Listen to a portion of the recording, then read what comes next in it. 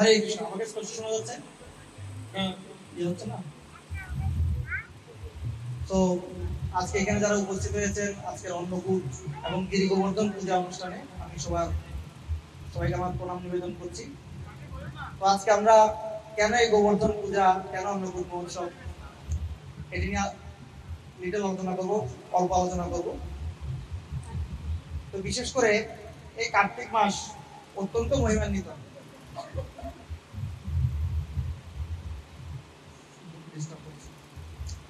এই কার্তিক মাস অত্যন্ত মহিমান্বিত একটি মাস। পদ্মপুরাণে বলা হয়েছে, পরমেশ্বর ভগবান বলছেন, হরে কৃষ্ণ, আমার সমস্ত ভক্তদের মধ্যে বৃন্দা দেবী বা তুলসী আমার অত্যন্ত প্রিয়। কে? বৃন্দা দেবী প্রিয়।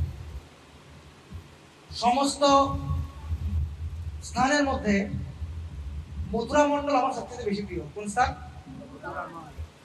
বৃন্দাবন। মথুরা মন্ডল মানে বৃন্দাবন।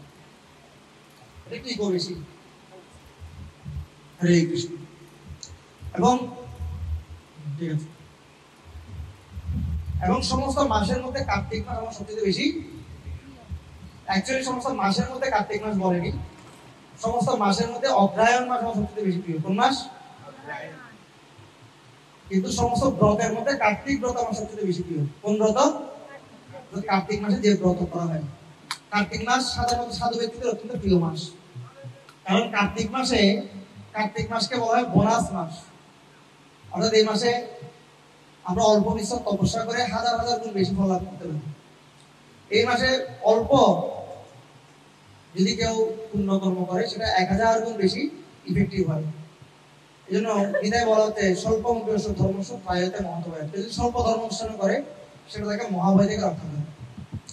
এবং এই কার্তিক মাস খুব দারুণ একটি মাস, কেন? পরমেশ্বর ভগবানের সমস্ত লীলার মধ্যে পরমেশ্বর ভগবানের বাল্য লীলা অত্যন্ত মধুর। সমস্ত লীলার মধ্যে বাল্য লীলাটা অত্যন্ত, কেন? কারণ এই যে শিশু, ভগবানের যে শিশু সুলভ আচরণ, সেটা বৈকুণ্ঠে গোলক বৃন্দাবনে অনুপস্থিত। গোলক বৃন্দাবনে পরমেশ্বর ভগবান কিশোর রূপে থাকে। কি রূপে? কিশোর, যৌবন, তরুণ। কিন্তু এই যে বাল্য লীলা, সেটা ওখানে কেউ দর্শন করেনি কখনো, রাইট? এবং দেব দেবতার সে লীলা সম্বন্ধে অবগত নয়। কিন্তু পরমেশ্বর ভগবান এই জগতের ব্যক্তিদেরকে আকৃষ্ট করার জন্য এই জগতে এসে এই বাল্য লীলা করেছেন। কারণ এই জগতের প্রত্যেকজন ব্যক্তি, এমনকি যারা খুব পাষাণ নিজের মানুষ, তারা শিশুদের প্রতি অত্যন্ত সফট, শিশুদের প্রতি সবসময় আকর্ষিত হয়, রাইট? শিশুরা যখন একটু দুষ্টুমি করে, শিশুরা যখন একটু আলাদা আলাদা কথা বলে, একটু দুষ্টুমি করে, তখন সবাই খুব পছন্দ করে। পরমেশ্বর ভগবান চিন্তা করলে আমি যখন বাল্য লীলা করবো তখন আমার প্রতি সবটা আকৃষ্ট হবে। So the little blue boy of Vrindavan, বৃন্দাবনের লিটল ব্লু বয়, ছোট্ট নীল বালক, আনকমন ছেলে না? একে তো শিশু, একে তো খুবই সুইট, খুবই কিউট, তার উপর হচ্ছে আনকমন, দেখতে নীল। এখানে কেউ নীল বর্ণ আছে? কাউকে দেখেছে নীল বর্ণ? না, আনকমন। এই জন্য সবাই খুব আকৃষ্ট হয়। জগতের লোক আনকমন বিষয়ের প্রতি খুব আকৃষ্ট, রাইট? পরমেশ্বর ভগবান এই কার্তিক মাসে অনেক লীলা করেছেন। এই কার্তিক মাসে পরমেশ্বর ভগবান দামোদর লীলা করেছেন। কি লীলা করেছেন? দামোদর লীলা। দামোদর লীলার স্পেশালিটি কি? পরমেশ্বর ভগবানকে বেঁধেছে, এটা স্পেশালিটি। দামোদর লীলার স্পেশালিটি হচ্ছে যে পরমেশ্বর ভগবানকে ব্রহ্মা আদি দেবতাগণ পর্যন্ত অনেক তপস্যা করে লাভ করতে পারে না, কিন্তু প্রেমের বশে মা যশোদা কোন প্রকার তপস্যা না করেই শুধু তো প্রেমের বশে পরমেশ্বর ভগবানকে কি করেছেন? আবদ্ধ করেছেন তার প্রেমের দড়িতে। সেখানে যে দড়িটি ছিল, সেটা দড়ি দেখতে মনে হচ্ছিল পাটের দড়ি বা রশি। আপনি সেই দড়িটা কোনো সাধারণ দড়ি ছিল না। পরমেশ্বর ভগবানকে কোন দড়িতে বাঁধা হয়েছিল? প্রেমের দড়িতে। পরমেশ্বর ভগবান শ্রীকৃষ্ণ দিয়েছেন প্রেমের বশ। তাকে ব্রহ্মা আদি দেবগণ, মুনি ঋষিগণ, যোগীগণ কোটি কোটি বছর তপস্যা করেও তার নখাগ্র দর্শন করার সৌভাগ্য লাভ করতে পারেন। কিন্তু প্রেমের বশে পরমেশ্বর ভগবান সাধারণ ব্যক্তিদের মাঝেও ধরা দেন। এরকম উদাহরণ আছে। দেখুন, হস্তিনাপুরে পরমেশ্বর ভগবান শ্রীকৃষ্ণ যখন গিয়েছিলেন, তখন ভগবানের জন্য অনেক রাজভোগ রান্না করা হয়েছিল, দুর্যোধন অনেক রাজভোগ রান্না করেছিল, জানেন তো আপনারা? মহাভারত সম্বন্ধে আইডিয়া তো আছে একটু, কিন্তু পরমেশ্বর ভগবান সেটা গ্রহণ করেননি। তিনি বিদুর ছিল একজন দাসী পুত্র, বিদুরের ঘরে গিয়ে কলার কি বলে এটাকে কলার খোসা খেয়েছিলেন, কলা দিয়েছিল, কলাও খাইনি। এত প্রেম ওদের যে বিদুরানী মানে বিদুরের স্ত্রী, তিনি ভগবানকে দেখে অনেক অভিভূত হয়ে গেছে, কিছু বলতো এত সুন্দর, স্নিগ্ধ প্রাবীর ঘন শ্যাম সর্ব সৌন্দর্য সংগ্রহ। কেমন ভগবান? সর্ব সৌন্দর্য, সমস্ত সৌন্দর্যকে যদি কোথাও একসাথে করা হয় সেটার নাম কি? কৃষ্ণ। চার বাহু সুজাত রুচির আনন, খুব সুন্দর, সুজাত রুচির আনন, তার মুখমণ্ডল খুব সুন্দর। পদ্মকোশ পলাশাক্ষম সুন্দর ভ্রূসুনাসিকম, পদ্মকোশ, পদ্মফুলের মতো তার নয়ন, এবং পদ্মকোশ পলাশাক্ষম সুন্দর ভ্রূ, খুব সুন্দর ভ্রূ, এবং সুনাসিকম, নাকটা খুব সুন্দর। শুদ্ধিজম সুকপলস্যম, শুদ্ধিজম, ভগবানের দাঁতগুলো খুব সুন্দর। আমাদের জনগণের সময় দাঁতগুলো একটু আঁকা বাঁকা, বাট ভগবানের শুদ্ধিজম সুকপলস্যম, ভগবানের গাল খুব সুন্দর। সমকর্ণ বিভূষণ, ভগবানের কান, কানের মধ্যে খুব সুন্দর মকর কুণ্ড।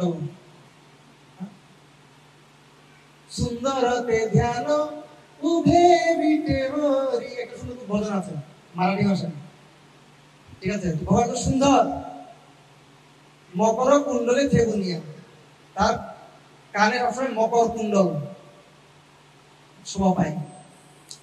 সে পরমেশ্বর ভগবান বৃন্দাবনে তাকে তিনি, যেখানে তিনি ব্রহ্মাদি দেবতা করার জন্য অ্যাভেলেবল না, তাকে ধ্যান করে পাওয়া যায় না, তিনি বৃন্দাবনে সবসময় তিনি কি করছেন? লুটুপুটি খাচ্ছেন, মা যশোদা মারছেন, মা যশোদার ভাই তিনি দৌড়াচ্ছেন, বৃন্দাবনে গোপীরা তার গাল টেনে দিচ্ছেন।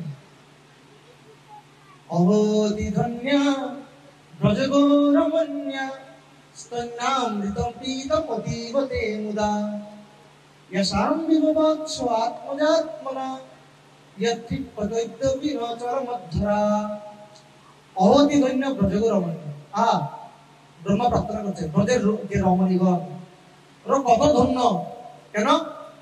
যে পরমেশ্বর ভগবানকে হাজার হাজার পদ দিয়ে রান্না করে আমরা ভোগ লাগাই, কিন্তু ভগবান সেটা গ্রহণ করেন, অনেক মন্ত্র উচ্চারণ করে ভগবান সেটা গ্রহণ। আর ব্রজের রমণীগণ কোনো তপস্যা করে না, কোনো মন্ত্র উচ্চারণ করে না, আর ভগবান এসে তাদের দুগ্ধপান করে। তাদের শুধু মা যশোদাই কৃষ্ণকে দুগ্ধপান করেন নাই, যারা গোপীরা ছিল সিনিয়র মা যশোদার বান্ধবীরা, রাইট, তারাও ভালোবেসে কৃষ্ণকে কি করতেন? দুগ্ধপান করাতেন। যাকে এত তপস্যা করেও কিছু খাওয়াতে পারছি না, সে গিয়ে গিয়ে ননি মাখন এগুলো চুরি করে খাচ্ছে।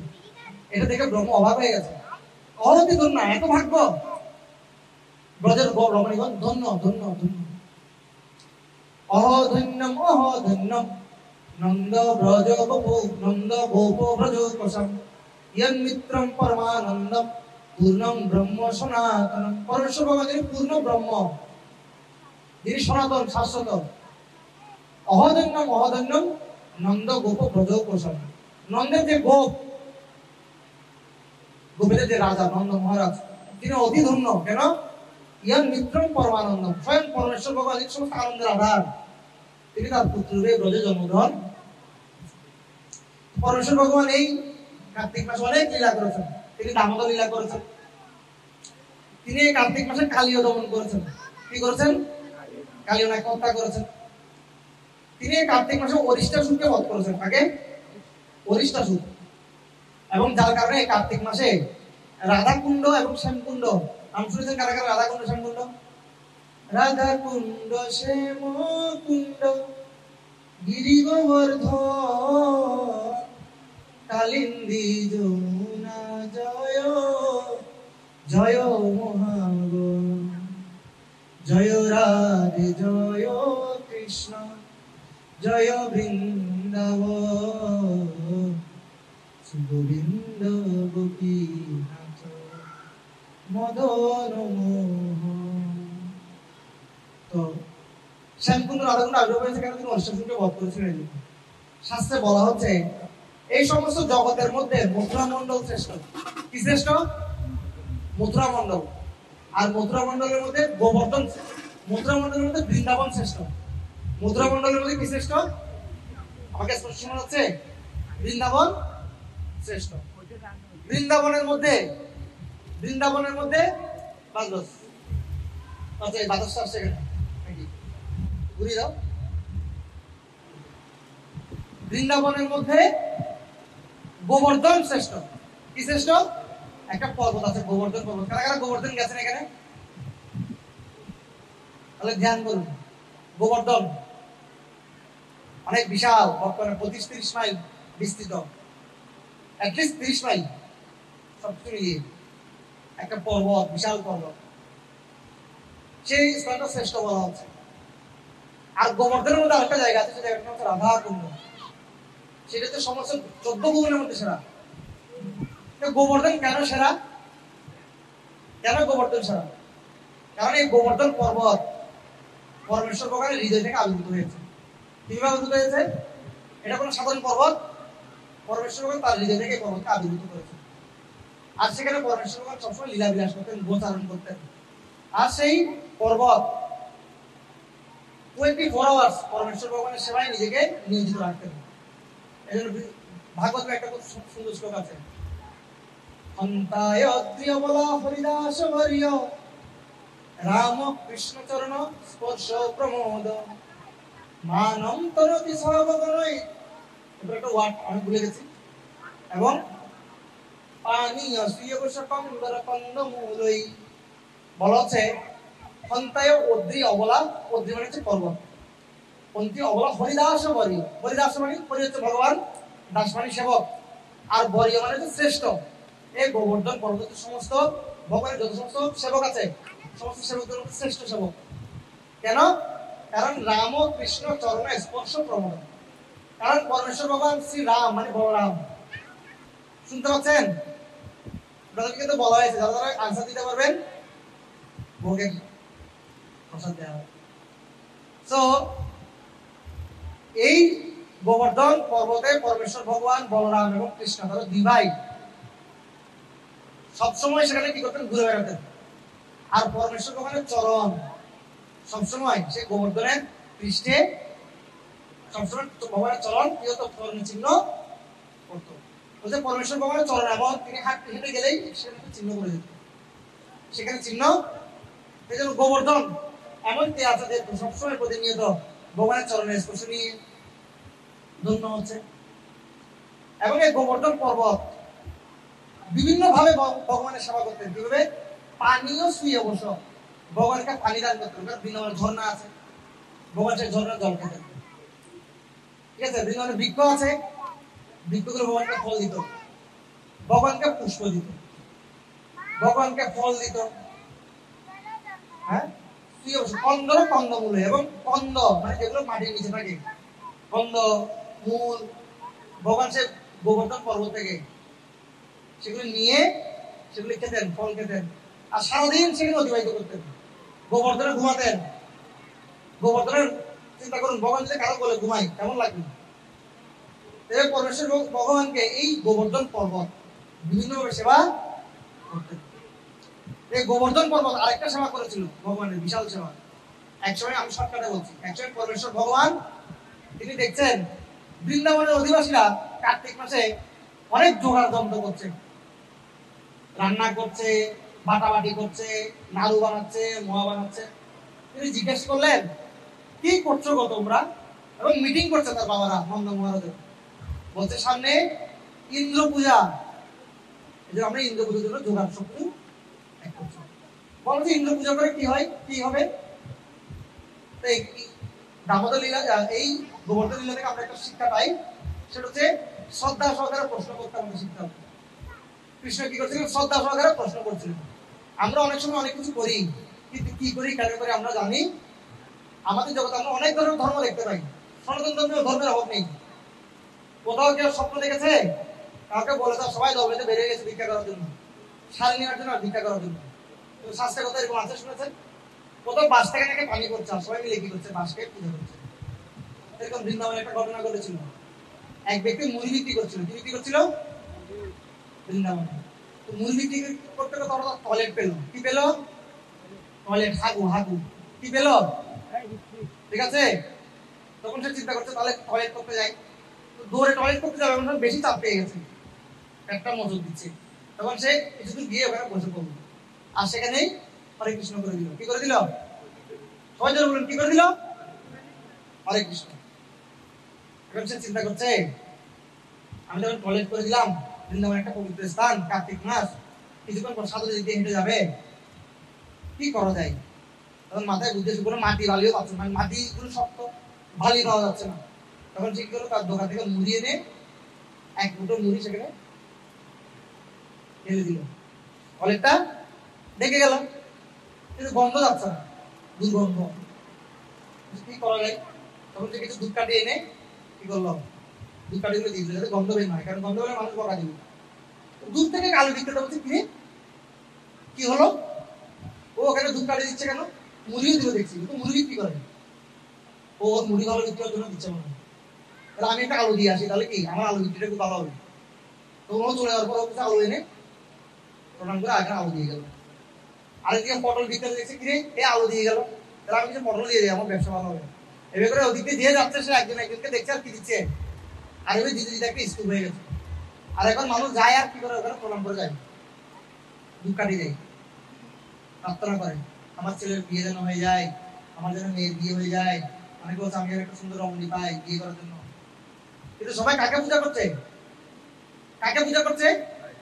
হাগুকে, হাগু, কাকে বলুন, কাকে? এই জগতে এরকম আমরা না জেনে অনুকরণ করে করে অনেক কিছু করছি, কিন্তু আসলে শক্তিটা কি আমরা কেউ জানি না। এই জন্য প্রশ্ন করতে শিখতে হবে, আমরা কি করি এবং কেন করি, নাহলে আমরা সবাই এভাবে কি করবো, ঠাকুরই পূজা করে যাবো আজীবন। আমরা এরকম দেখছি, এই জন্য শাস্ত্রে বলা হচ্ছে কলিযুগের ধর্ম বলে যাহা কিছু চলে, ভাগবত বলে তাহা পরিপূর্ণ চলে। কলিযুগের ধর্ম নামে অনেক কিছু চালু হয়ে গেছে, কিন্তু কোনটা রিয়েল ধর্ম সেটা প্রশ্ন করে করে শিখতে হবে। শাস্ত্রে কোথায় আছে? এটা কি আদৌ শাস্ত্রে আছে? শাস্ত্রে কোথায় আছে? এটা খুঁজে বের করুক, প্রশ্ন করুক, ব্রাহ্মণদেরকে প্রশ্ন করুক, দেখুন ওরা কি আনসার দেয়। অনেক কিছু করছি আমরা, আমরা কিছু জানি, এবার সবাই সবাইকে অনুকরণ করছি। আমরা দুইটা বলতে সময় দুইটা বেজেই গেছে, নাহলে আর একটু বিস্তারিত বলতাম। তো তখন ভগবান জিজ্ঞেস করছে যে ইন্দ্রকে পূজা করি, কারণ ইন্দ্রের মাধ্যমে আমরা জল পাই, ইন্দ্র বৃষ্টির দেবতা। হ্যাঁ, জলের জল যখন বৃষ্টি হয় তখন গোবর্ধন পর্বতে সে বৃষ্টি পড়ে, সেখানে গাছ হয়, সেখানে ঘাস হয়, তারপর আমরা চাষবাস করি সেই জল দিয়ে, ঝর্ণা থেকে যে জল আসে সেটা দিয়ে আমরা খাই। এই জন্য আমরা ইন্দ্রের পূজা অনেক কৃতজ্ঞ, এই জন্য আমরা ইন্দ্র পূজা করছি। তো পরমেশ্বর ভগবানের সেটা পছন্দ হয়নি। পরমেশ্বর ঠিক আছে ইন্দ্র আমাদেরকে দেয়, কিন্তু ইন্দ্রকে এই শক্তিটা কে দেয়? ইন্দ্রকে তো কেউ না কেউ দেয় না, আমাদের তার পূজা করা উচিত। আর ডিরেক্টলি ইন্দ্র যে আমাদেরকে দেয় সেটা কোথায় প্রমাণ? আপনি দেখেছেন কখনো ইন্দ্র আমাদেরকে বৃষ্টি দিতে? আপনি নিজের চোখে দেখেছেন? কৃষ্ণ একটু টিক্স করছে, ইন্দ্রই দেয় বৃষ্টি, কিন্তু ভগবান একটু চালাকি করে প্রশ্ন করছেন, ইন্দ্র যে আমাদেরকে বৃষ্টি দেয় আপনি কখনো দেখেছেন? বলছে না। তাহলে কোথা থেকে বৃষ্টি হয়? কোথা থেকে দেখেছেন? গোবর্ধন থেকে বৃষ্টি হয়, এটা আমরা দেখেছি। তাহলে গোবর্ধনের প্রতি আমরা ডিরেক্টলি কৃতজ্ঞ। পূজা যদি করতে হয় কার পূজা করতে হবে? কেন আপনি ইন্দ্রের পূজা করছেন? এটা কখনো দেখেন না, যার সম্বন্ধে আপনি জানেন না। তখন এভাবে করে নন্দ মহারাজ একটু ভেবা থেকে পেয়ে গেল। তখন 7 বছর, তখন কৃষ্ণের 7 বছরের বাচ্চা এত ন্যাচুরালি কথা বলছে, এটা একটা অবাক করার বিষয়। আর 7 বছরের বাচ্চার কথা শুনে নন্দ মহারাজেরও, কারণ কৃষ্ণ তো ভগবান, ভগবানের যোগমায়া শক্তি আছে। 7 বছরের বাচ্চা আপনাকে এসে কিছু বললে আপনি বিশ্বাস করবেন? প্রশ্ন করলে আপনি শুনবেন? কিন্তু কৃষ্ণ তো ভগবান, তার মধ্যে একটা পাওয়ার ছিল। কৃষ্ণ যখন কারো কারো কারো প্রতি কিছু বলতো সবাই আকৃষ্ট হয়ে শুনত। তখন কৃষ্ণ বলছে আমাদের ইন্দ্র পূজা করার দরকার নেই, আমাদের গোবর্ধনের পূজা করা দরকার। আর তারাও কৃষ্ণের প্রতি কৃষ্ণের প্রতি ওরা এত আকর্ষিত থাকতো সবসময়, কৃষ্ণের কথা শুনে তারা বলতো ঠিক আছে তুমি যখন বলছো তাহলে এবার আমরা গোবর্ধন পূজাই করবো। কৃষ্ণকে তারা ভালোবাসে। এখানে আরেকটা শিক্ষা, নন্দ মহারাজ যখন প্রশ্ন করা হয়েছিল, নন্দ মহারাজ বলছিল আসলে আমরা অনেক বছর ধরে এই পূজা করে আসছি, আমাদের বংশ পরম্পরা ধারাই, আমার বাবা তার বাবা তার বাবা তার বাবা আমরা এই পূজাটা করে আসছি, কিন্তু এখন আমি পূজাটা ছেড়ে দিব। কৃষ্ণ বুঝালেন ভালো করে। তখন নন্দ মহারাজ যারা গোপ বৃন্দ ছিল সবাই পছন্দ হল। তিনি বিভিন্ন যুক্তি দিলেন কৃষ্ণ।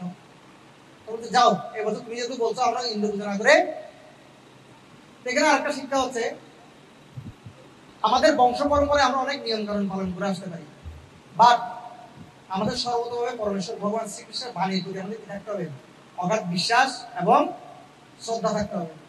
পরমেশ্বর ভগবান যখন বলেছেন তখন নন্দ মহারাজ সেটা চোখ বন্ধ করে সেটাকে কি করেছেন? অ্যাকসেপ্ট। ঠিক একইভাবে গীতায় পরমেশ্বর ভগবান বলছেন অষ্টম অধ্যায়ে, সর্বধর্মান পরিত্যাজ্য মামেকং শরণং ব্রজ অহং ত্বং সর্ব পাপেভ্য মোক্ষয়িষ্যামি মা। অনেক ধরনের ধর্ম আছে, আমি অস্বীকার করছি না। ভগবান বলছে অনেক ধরনের ধর্ম আছে সেটা আমি অস্বীকার করছি না, বাট আমি কৃষ্ণ, আমি ভগবান, আমি বলছি সকল ধরনের ধর্ম পরিত্যাগ করে শুধুমাত্র আমার শরণ গ্রহণ করো। আর যদি এর ফলে তোমাদের কোনো পাপ হয়, অহংকার স্বরূপ পাপেভ্য, আমি সমস্ত পাপ থেকে তোমাদেরকে উদ্ধার করবো। মোক্ষের সবাই মাস হচ্ছে, তোমাদের টেনশন করার কোনো দরকার। এবার পরমেশ্বর ভগবান যখন তাদেরকে বললেন তখন তারা ভগবানের শরণাগত হলেন। এখান থেকে আমরা শিখতে পাই পরমেশ্বর ভগবান শাস্ত্রে যে সমস্ত নির্দেশ দিয়েছেন সে সমস্ত নির্দেশকে আমাদের পূর্বপুরুষ যা কিছু করে আসুক না কেন, কিন্তু ভগবানের নির্দেশটা হচ্ছে আলটিমেট নির্দেশ, রাইট? গীতায় অর্জুন অনেক ধরনের নীতি কথা বলেছেন। আপনি যখন গীতা পড়বেন দেখবেন অর্জুন অনেক নীতি কথা বলেছেন। শেষ পর্যন্ত পরমেশ্বর ভগবান কি বলছেন? তোমার নীতি কথাগুলো সব ঠিক আছে, সেগুলো বেদে আছে, এগুলো কোনো সন্দেহ নেই, বাট আলটিমেটলি আমি যেটা বলছি সেটাই হচ্ছে সিদ্ধান্ত। কারণ আমি কে? তখন ভগবান বিশ্বরূপ দেখালেন আমি কে। তখন অর্জুন দেখছেন অনেক বাহু উদর বক্র নেত্র পশ্যামি তাং সর্বতনন্ত রূপম পশ্যামি বিশ্বেশ্বর বিশ্বরূপ। হ্যাঁ, দেখছেন ও আসলেই তো পরমেশ্বর ভগবান স্বয়ং। তাহলে যে পরমেশ্বর ভগবান যেখানে নির্দেশ করছেন সেখানে অন্য কিছুর আর কি দরকার? আর কোনো দরকার আছে? আপনার অফিসে যিনি বস, অফিসে অনেক নিয়ম কানুন থাকতে পারে, কিন্তু বস যখন এসে বলবে আজকে থেকে নিয়ম কানুন বাদ, আমি যেটা বলছি সেটাই করবো, তখন কি হবে? কি করতে হবে? সেটাই।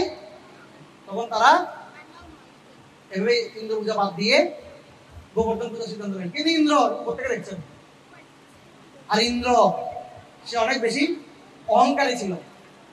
ইন্দ্র আসলে পরমেশ্বর ভগবান গোবর্ধন পুজোটা রাগ করেই শুরু করেছে। কি করে রাগ করে? কারো পর? কারণ ভগবান তো অন্তর্যামী, তিনি বুঝতে পারছেন ইন্দ্র পূজা পেয়ে পেয়ে অনেক বেশি কি হয়ে গেছে? অহংকারী হয়ে গেছে। সে কাউকে মানে না, দেবরাজ কাউকে গুরুত্ব দিচ্ছে না। তো ভগবান বলছেন ঠিক আছে, তোমার অহংকারকে কি করতে হবে? একটু কমাতে হবে। আমরা অফিস আদালতে দেখি না, যখন কেউ খুব অহংকারী হয়ে যায় তখন তো দায়িত্বগুলো বস নিয়ে নেয়। তো দায়িত্বগুলো বস নিয়ে নেয়, তার থেকে সব কাজকর্মগুলো নিয়ে নেয়। তখন সে ইন্দ্র দেখছে সামান্য একটা 7 বছরের বালক, বাচাল একটা ছেলে। ইন্দ্র গর্বে এত বেশি কি হয়ে গেছে? গর্বে এত বেশি মদমত্ত হয়ে গেছে। অনেক সময় আমাদেরকে যখন কেউ চেয়ারে বসাই, চেয়ারে বসানোর আগে আমরা হুজুর হুজুর করি না? ভোটের সময় দেখি না, প্লিজ আমার মাথায় একটা হাত রাখেন, আমি আপনাদের ছেলে, আপনাদের ঘরের ছেলে, আমাকে একটা দেন। কিন্তু ভোটের পরে এবার আপনি গিয়ে করতে হয়, আপনাকে শুনেই না। ভোটের আগে কি আপনি রাজা, ভোটের পরে ঠিক একইভাবে ভগবান যখন কাউকে চেয়ারে বসিয়ে দিচ্ছে, ইন্দ্রকে যখন চেয়ারে বসিয়ে দিচ্ছে, ইন্দ্র যখন পোস্ট পজিশন পেয়ে গেছে, তারপর হয়ে গেছে, ভগবান তো মানছে না। নিজে পরমেশ্বর ভগবান একসময় যখন কংস অনেক অত্যাচার করছিল, ইন্দ্র সহ গিয়ে ক্ষীর সমুদ্রের তীরে ভগবানের কাছে প্রার্থনা করেছিল, গোবিন্দমাদি পুরুষম তমহং ভজামি ঈশ্বরঃ পরম কৃষ্ণ সচ্চিদানন্দ বিগ্রহ অনাদিরাদি গোবিন্দ সর্বকারণ কারণ। প্রার্থনা করেছিল ভগবান আপনি একটু আসেন, আমাদেরকে বাঁচান। আর যখন সবকিছু ঠিক হয়ে গেছে, এখন আবার কে ভুলে গেছে। ঠিক আমরা যখন বিপদে পড়ি, মন্দিরে দৌড়াতে সবার না ঘাম বের হয়ে যায়, মন্দিরে দৌড়াতে। আমি দেখেছি অনেক ব্যক্তি যখন কেউ আইসিইউতে আছে, যখন কেউ হাসপাতালে আছে, মন্দিরে গিয়ে প্রভু হে কৃষ্ণ, আমার সবকিছু আপনার, আপনি ছাড়া আমার কেউ নেই। যে সুস্থ হয়ে গেছে, সবকিছু ঠিক হয়ে গেছে, আপনি ভালো থাকেন, আমাকে ভালো থাকতে হবে। তখন মন্দিরের ভগবান আর কোনো সম্পর্ক আসলে বলতে গেলে অনেক সময় দরকার, আমি শর্টকাটে বলছি। এই ধরনের ইন্দ্র কি হয়েছে? অহংকার মত হয়ে কৃষ্ণকে বুঝতে পারছে না, এটা যে স্বয়ং কৃষ্ণ বাল্য লীলা করছে। তখন ইন্দ্র অনেক বেশি রেগে গেছে। আর যখন তারা ইন্দ্রের জন্য যা যা রান্না করেছে, ভালো ভালো পদ, সবজি, নাড়ু, মিষ্টি, তারা কি করছে? গোবর্ধনে নিয়ে গেছে, আর গোবর্ধনে গিয়ে কি শুরু করেছে? গোবর্ধন পূজা শুরু করে। তখন ইন্দ্র অনেক বেশি রেগে গেছে, আর ইন্দ্র রেগে গিয়ে সেখানে অনেক বেশি মাত্রায় বর্ষণ করতে শুরু করলো। কি বর্ষণ? সংবর্তক মেঘকে রাখলো। কাকে? সংবর্তক মেঘ। এই মেঘটা কি প্রলয়কালে এই মেঘটা এখানে কি করবে? বৃষ্টি প্রদান করে, খুব বজ্র নিক্ষেপ করে। আর এভাবে করে সমস্ত ব্রজবাসীদের উপরে ইন্দ্র অহংকারী হয়ে দেখেন পূজা পাই না বলে কি হয়ে গেছে, যারা পূজা করছে তাদের প্রতি রেখে আনছে। এটা কেমন ভগবান, তাই না? কি ধরনের ভগবান? আমি পূজা পাইনি বলে আমি কি করবো? ঠিক আছে, তো স্বর্গের দেবতাদের মধ্যে এই ধরনের কিছু কোয়ালিটি আছে। স্বর্গের দেবতারা মহান, অনেক মহান, ওরা ভগবানের অনেক উন্নত সেবক, বাট কখনো কখনো তারা গর্বে মদমত্ত হয়ে যায়। এই জন্য অনেক যখন শাস্ত্র পড়বেন সেখানে পাবেন ইন্দ্র এরকম অনেক মদমত্ত হয়ে গেছে, আর অনেক বেশি বর্ষণ করতে শুরু করলো, অনেক বেশি বজ্র নিক্ষেপ করতে শুরু করলো, আর বৃন্দাবন বেশি গেল। তখন সমস্ত ব্রজবাসীদেরকে নিয়ে ভগবান দৌড়াতে দৌড়াতে কোথায় চলে আসলো? গোবর্ধন। তখন ভগবান বলতো তোমরা কোনো টেনশন করো না, আমি তোমাদেরকে উদ্ধার করবো। ঠিক আছে, তখন পরমেশ্বর ভগবান তার বাম হাতের কনিষ্ঠ আঙ্গুলে, রাইট, বাম হাতের কনিষ্ঠ আঙ্গুলে, সে 30 মাইল, তখন কিন্তু গোবর্ধন 30 মাইল ছিল না, তখন 100 মাইল ছিল। গোবর্ধন তখন কত মাইল ছিল? 100 মাইল ছিল। এখন আস্তে আস্তে কি হয়ে যাচ্ছে, মানুষজন আস্তে আস্তে এটাকে বিভিন্নভাবে সভ্যতার প্রবলিকেশনের সাথে কমে যাচ্ছে। সে পরমেশ্বর ভগবান 7 দিন 7 রাত সে গোবর্ধন পর্বতকে তার হাতে ধারণ করেছিল, আর সবাই সে গোবর্ধনের নিচে আশ্রয় গ্রহণ করেছিল। আর যত সমস্ত ভোগ, সবগুলো ভোগ নিয়ে তারা সেখানে হাজির হয়ে গিয়েছিল। সবাই সেফ জোন, যখন সাইক্লোন হয় সবাই সি বিচের পাশে মাইকিং করে না, আপনারা সবাই নিরাপদ স্থানে চলে আসুন, অমুক প্রাইভেট স্কুলে চলে আসুন, রাইট? তো ওখানেও বৃন্দাবনে ঘোষণা করে দেওয়া হলো যে আপনারা সবাই গোবর্ধনে চলে আসুন, সেখানে আমরা সবাই একসাথে অবস্থান করব। তখন 7 দিন 7 রাত আজ ইন্দ্র নন স্টপ বজ্র নিক্ষেপ করতে লাগলো, একটা পর একটা বজ্র নিক্ষেপ করছে, বিশাল বিশাল বজ্র। কিন্তু গোবর্ধন পর্বত কোনো সাধারণ পর্বত, আগে বলেছিলাম গোবর্ধন পর্বত কোথা থেকে উৎপত্তি হয়েছে? কোথা থেকে? ভগবানের হৃদয় থেকে। গোবর্ধন পর্বত ভগবানের মধ্যে কোনো পার্থক্য নেই, ভগবান নিজেকে গোবর্ধন রূপে কি করেছেন? বিস্তার। আর এত বজ্র নিক্ষেপ করতে 7 দিন ধরে, কিন্তু গোবর্ধন পর্বতের একটা ঘাস কি করতে পারছে না, ইন্দ্র নড়াতে পারছে না। আর ভগবানকে সবাই সেখানে কি করলো? সেই প্রসাদ নিবেদন করলো। আর ভগবান তখন বিশাল হা করলো, গোবর্ধন পর্বত কি করলো? বিশাল হা করলো, আর হা করে এত সমস্ত প্রসাদ সবগুলো একে করে 7 দিন ধরে খাচ্ছে আর খাচ্ছে, আনলিমিটেড। ঠিক আছে, আবার অনেকে দর্শন করছে স্বয়ং কৃষ্ণ, এই গোবর্ধন পর্বত স্বয়ং কৃষ্ণ। কৃষ্ণ কি করছে? বিশাল হা করে সেগুলো খাচ্ছে। আর এভাবে করে যখন ইন্দ্র দেখলো, সবাই কি দেখছে? গোবর্ধন পর্বত বিশাল হা করে খাচ্ছে, কিন্তু ইন্দ্র উপর থেকে দেখছে আরে পরমেশ্বর ভগবান শ্রীকৃষ্ণ আমার পরমপতি, সমস্ত বিশ্বব্রহ্মাণ্ডের অখিল নায়ক। আমি এতক্ষণ তাকে বুঝতে পারিনি, আমি মনে করতাম ছোট্ট একটা বাচ্চা, বাচাল টকেটিভ বয়, কিন্তু আমি বুঝতে পারিনি তিনি পরমেশ্বর ভগবান শ্রীকৃষ্ণ স্বয়ং আমার পতি, যিনি আমাকে পোস্টে বসিয়েছেন। আর আমি এতক্ষণ ধরে 7 দিন ধরে তাকে উৎপাত করলাম, আর এত উৎপাত করার পরও আমি একটা গাছ নাড়াতে পারিনি, তার মানে স্বয়ং আমার পতি পরমেশ্বর ভগবান স্বয়ং। তখন ইন্দ্র কি হয়ে গেছে? বজ্র নিক্ষেপ বন্ধ করে দিলেন। আর বজ্র গিয়ে ইন্দ্রকে বলছে, প্রভু আমি এখন অনেক টায়ার্ড হয়ে গেছি, 7 দিন ধরে নন স্টপ ডিউটি করলাম, night duty, morning duty, evening duty, non stop duty করলাম, এখন আমি অনেক ক্লান্ত, আমি আর পাচ্ছি না, আমাকে দিয়ে হবে না। তখন ইন্দ্র বুঝতে পারলো, তখন দেখলো কেন হচ্ছে না তোমাকে দিয়ে, দেখি তো কি হচ্ছে ওখানে। তখন ইন্দ্র যখন দৃষ্টি নিক্ষেপ করে দেখলো পরমেশ্বর ভগবান স্বয়ং সেখানে দাঁড়িয়ে আছে, আর সমস্ত ভোগগুলোকে তিনি গ্রহণ করছেন।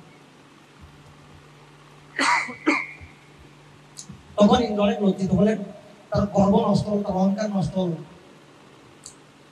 বৃষ্টি কমে গেল, সমস্ত ব্রজবাসীরা তাদের নিজ নিজ বাসায় ফিরে গেল, ভগবান সানন্দে ভোগ গ্রহণ করলেন। তখন ইন্দ্র আস্তে আস্তে আসলো। কিভাবে আসলো? ইন্দ্র প্রথমে সুরভি গাভীকে গিয়ে বললো, সুরভি গাভী তুমি তো কৃষ্ণের অত্যন্ত প্রিয়, সঙ্গে একটা সুরভি গাভী আছে,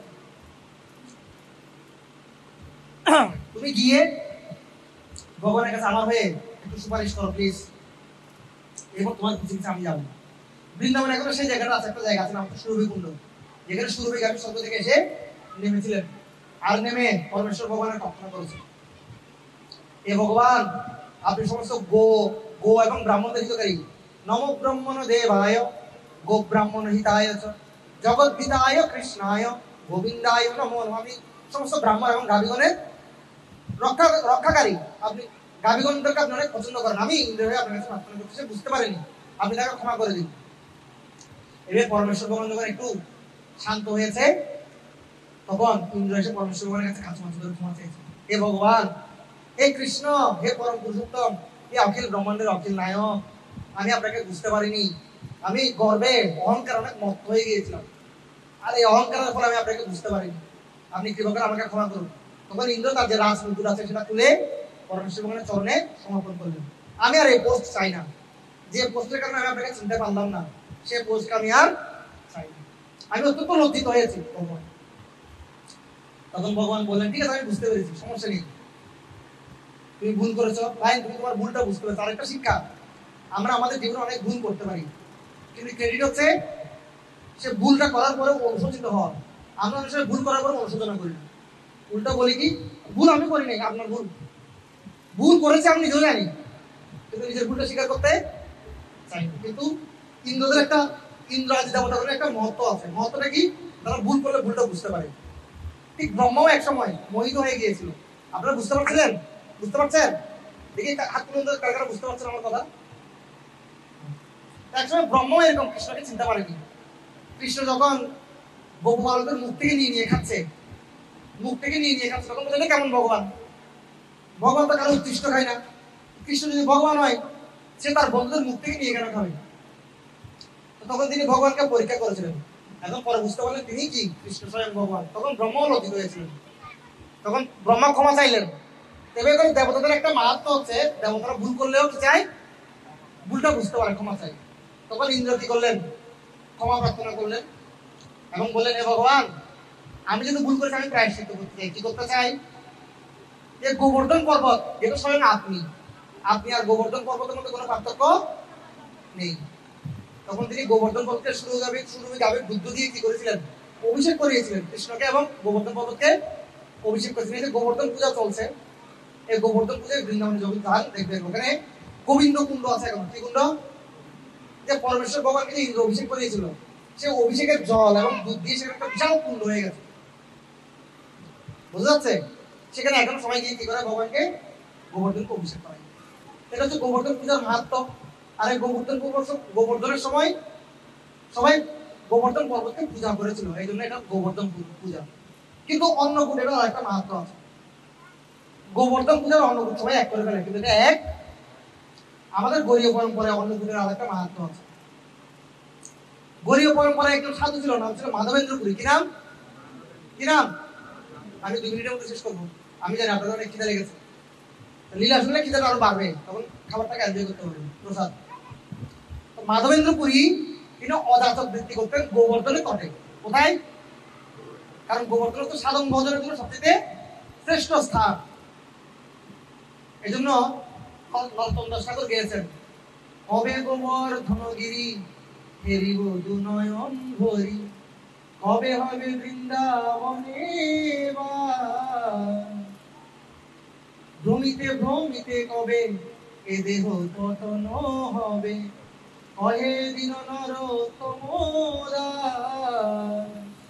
বলছে ভ্রমিতে ভ্রমিতে কবে এ দেহ পতন হবে।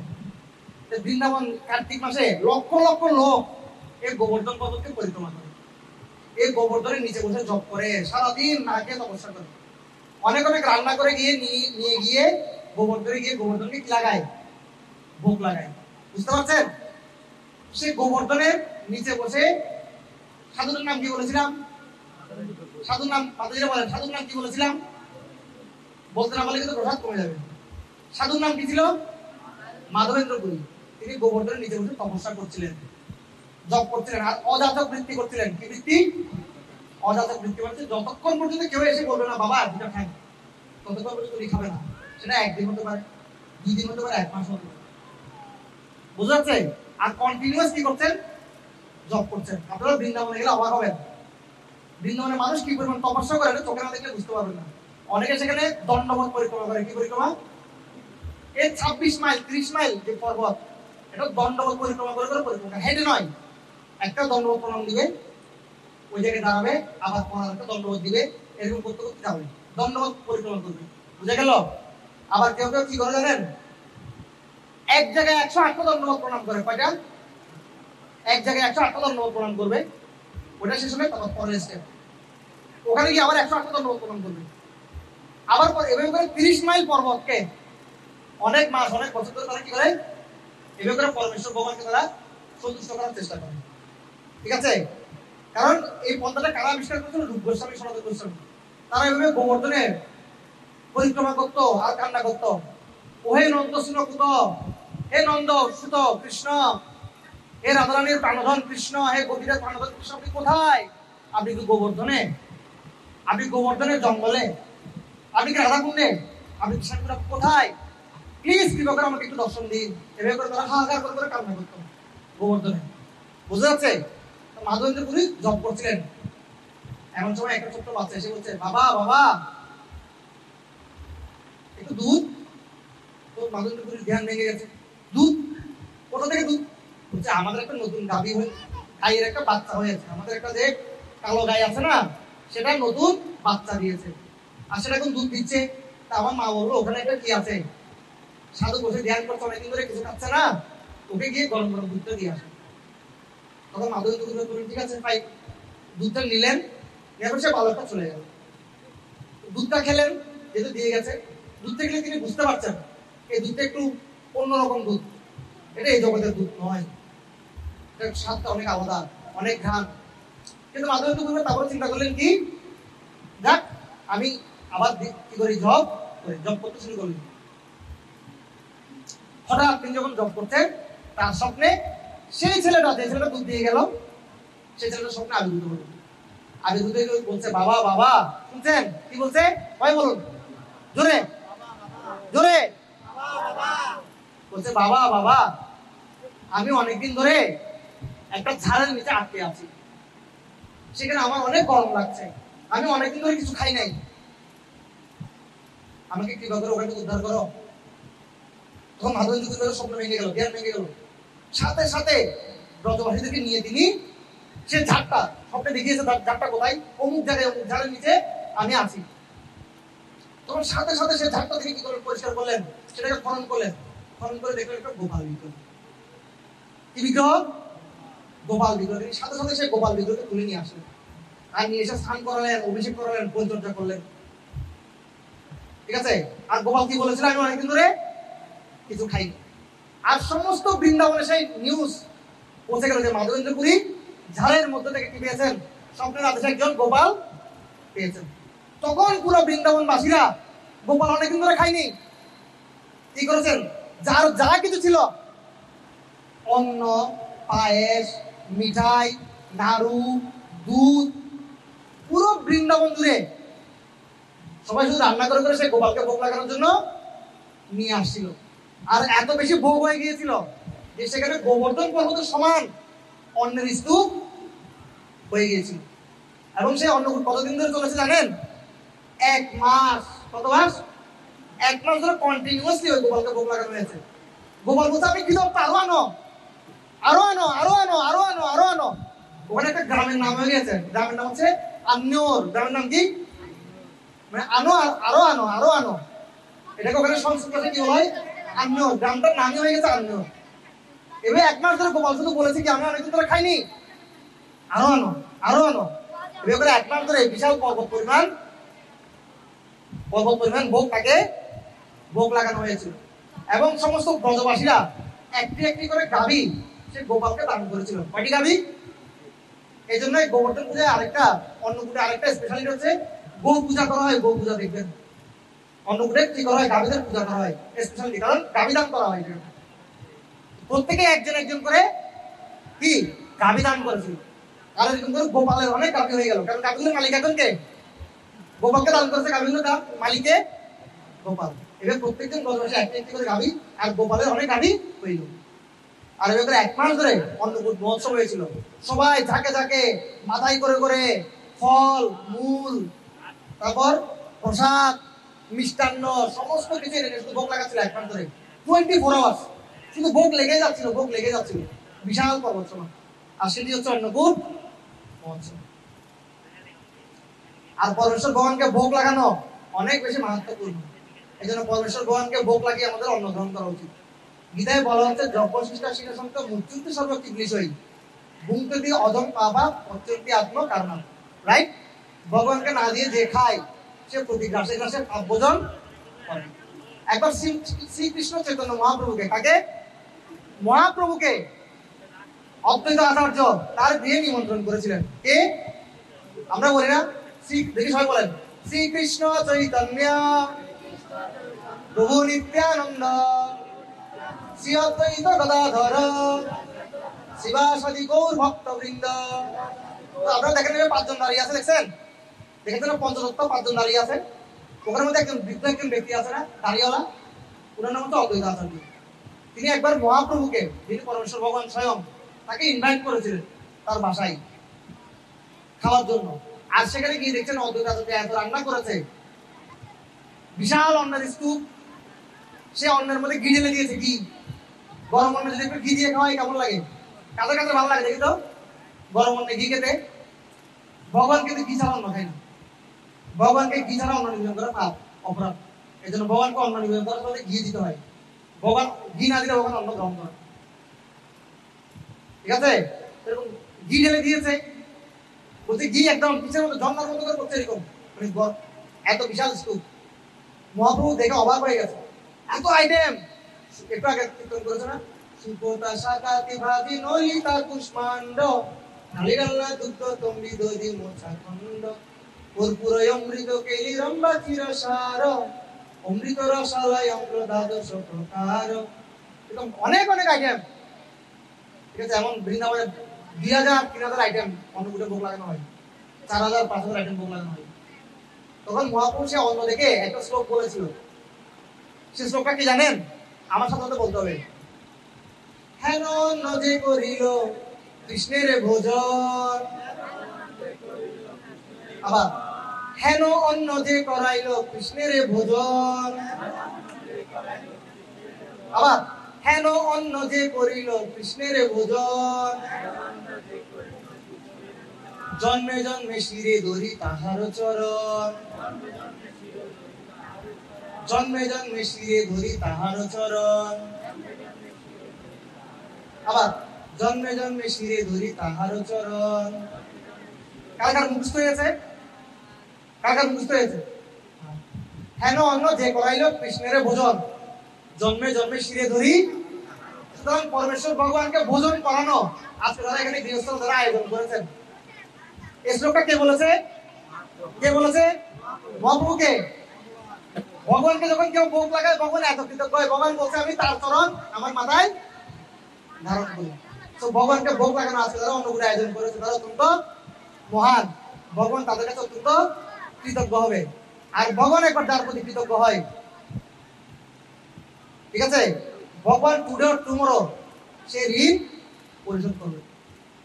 বোঝা যাচ্ছে? এই যে অন্নকূট আয়োজন এবং আপনারা যে অংশগ্রহণ করেছেন, অনেকে রন্ধন করেছেন, তারা ভগবানের অশেষ কৃপা, অহেতুকী কৃপা লাভ করবেন।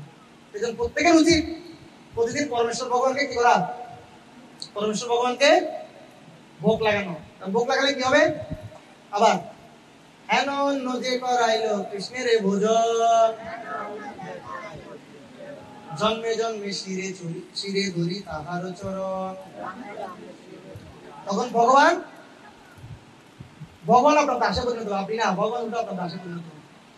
আমরা চাই না ভগবান আমাদের দাসে পরিণত হোক, বাট আমরা ভালো হিসেবে ভগবানকে ভোগ লাগাতে, ভগবানকে ভোগ অর্পণ করে খেতে পারি, তাহলে সমস্ত পাপ থেকে মুক্ত। তাহলে আপনারা জানতে পারলেন কিভাবে অন্নকূটটা এসেছিল। এবার 1 মাস ধরে বৃন্দাবনে কি করা হলো? অন্নকূট আয়োজন করা হয়েছিল। আর ভগবান নিজে সবার থেকে খুঁজে খুঁজে খেয়েছিল। আজকেও এখানে ভগবানকে কি করা হয়েছে? ভোগ অর্পণ করা হয়েছে। আমরা আশা করছি ভগবান সেটা প্রসন্ন হয়ে খেয়েছেন এবং প্রসাদ হিসেবে আপনাদেরকে কি করেছেন? নিবেদন, আপনাদেরকে বিতরণ করা হবে সেটি। আর সে প্রসাদকে প্রসাদে সর্ব দুঃখানাম হানিরস্য পূজায়তে, বলছে কেউ যখন প্রসাদ আস্বাদন করে তার সমস্ত দুঃখ নিবৃত্ত হয়। বুঝা যাচ্ছে? আর যখন আমরা প্রসাদ খাই তখন আমাদের চেতনা শুদ্ধ হয়। আর চেতনা শুদ্ধ হলে কৃষ্ণের সাথে যে আমাদের হারানোর সম্পর্ক, সেই সম্পর্ক আমরা আবার স্মরণ করতে পারি। কৃষ্ণের সাথে আমাদের আবার সম্পর্ক পুনরুজ্জীবিত, পুনর্জাগরিত হয়। আর এইভাবে আমরা আবার কৃষ্ণের ধামে ফিরে যেতে পারি। জয় জগৎগুরু শিল প্রভুপাদ কি, জয় অন্নকূট মহোৎসব কি, জয় অন্নকূট মহোৎসব আয়োজনকারী গৌর ভক্তবৃন্দ কি, জয় জয় নিতাই নিতাই গৌর সীতানাথ প্রেমানন্দে।